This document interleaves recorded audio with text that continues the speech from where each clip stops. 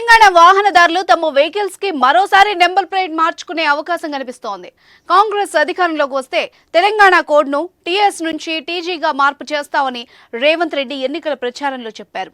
తెలంగాణ ఉద్యమ సమయంలో కేసీఆర్ వాహనాల రిజిస్ట్రేషన్ నెంబర్ ప్లేట్లు మార్చే ఉద్యమాన్ని కూడా చేపట్టారు. తెలంగాణ వాదులంతా ఏపీని తీసేసి టీజీ అని పెట్టుకోవాలని కేసీఆర్ పిలుపునిచ్చారు. ఉద్యమకారులు అదే చేశారు. అయితే తీరా తెలంగాణ ఏర్పడ్డ తర్వాత టీజీ అనే కోడ్ ని కాకుండా టీఎస్ అంటే తెలంగాణ స్టేట్ అనే కోడ్ ని ఎంచుకున్నారు.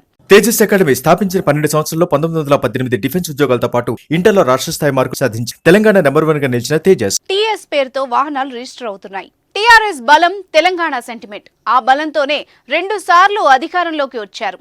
తెలంగాణ సెంటిమెంట్ ను వదిలేసి పార్టీ పేరును బీఆర్ఎస్ గా మార్చారు కేసీఆర్.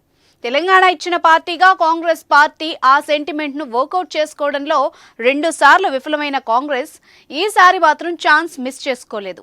కేసీఆర్ చేసిన అన్యాయం, తెలంగాణ భావోద్వేగం పెరిగేలా రేవంత్ రెడ్డి కొత్త ఎన్నికల ప్రచారంలో పలు కీలక హామీలిచ్చారు.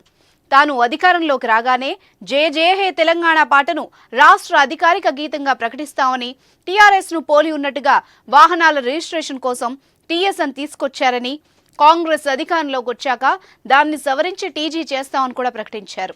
రేవంత్ ప్రతిపాదనలపై తెలంగాణ సెంటిమెంట్ బలంగా ఉన్న వాళ్లలో సానుకూలత వ్యక్తమైంది.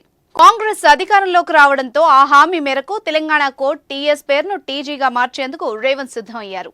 ఆదివారం కేబినెట్ భేటీలో అధికారిక నిర్ణయం తీసుకునే అవకాశం ఉంది.